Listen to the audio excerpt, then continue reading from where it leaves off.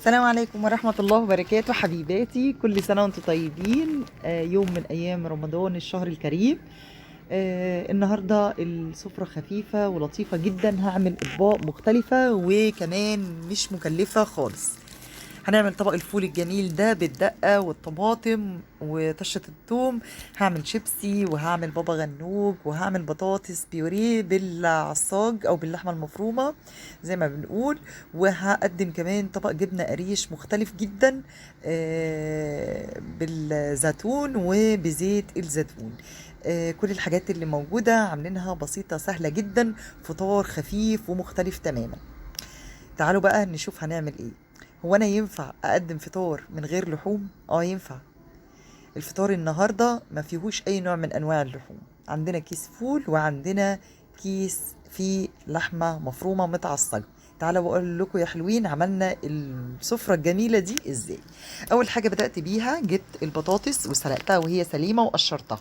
حطيت عليها ربع معلقه من السمنه، 4 معالق كبار من اللبن، ولو احتجت تاني هضيف لبن. طيب انا بحب اهرس البطاطس بلبن.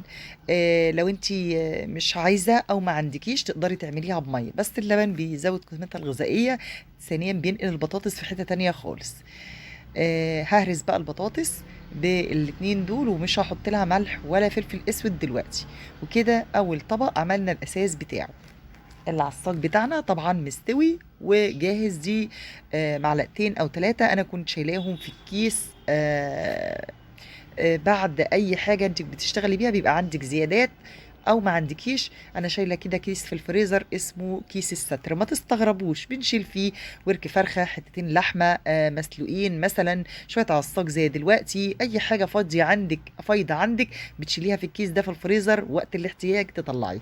دول بقى قشطه وش اللبن، حاطين عليها جبنه قريش، ولازم ما بيحبوش الجبنه القريش يا مرمر، ومين اللي قال لك انهم ما يعرفوا انها جبنه قريش؟ القشطه بتفرق قوي على الجبنه القريش. تفضلي تهرسيها كده لحد ما تلاقيها بقت عامله زي الجبنه الدوم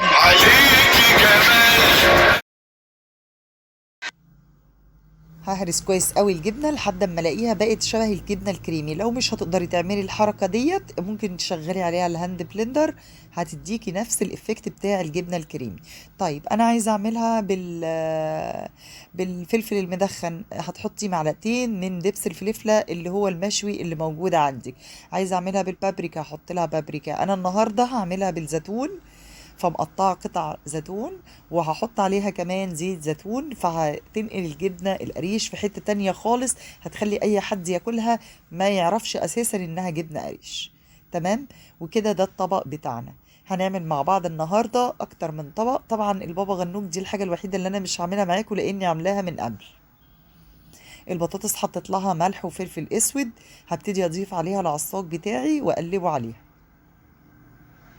طريقة تقديمك للطبق بتبقى مختلفة، بيفتح نفس اللي موجود قدام الطبق أيا كان الطبق اللي بتقدميه. قدمي الطبق دايما بطريقة مختلفة، كل مرة مختلفة عن الطريقة اللي قبلها. صدقيني هتلاقوا الدنيا فرقت معاكم كتير قوي في تقديم الأكل وحب الولاد للأكل اللي انتوا بتقدموه. دي كده البطاطس بتاعتنا كمان خلصت. تعالوا بقى نعمل شوية فول حلوين قوي قوي قوي. هرست الفول وحطيت له عادي الشطة والكمون بتاعه. دي معلقة من نص معلقة من السمنة ومعلقة من الزيت.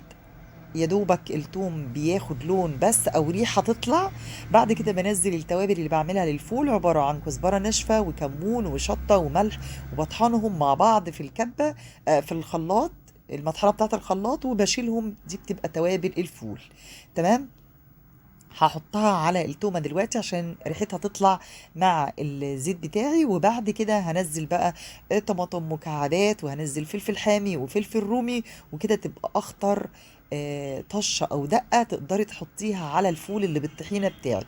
طبعا الفول احنا مدبسينه في البيت، فيعني هيبقى طبق عالمي عالمي على الفطار. ياخد بس تقلبتين كده يشم من ريحة التوم ويبقى جاهز على وش الفول على طول.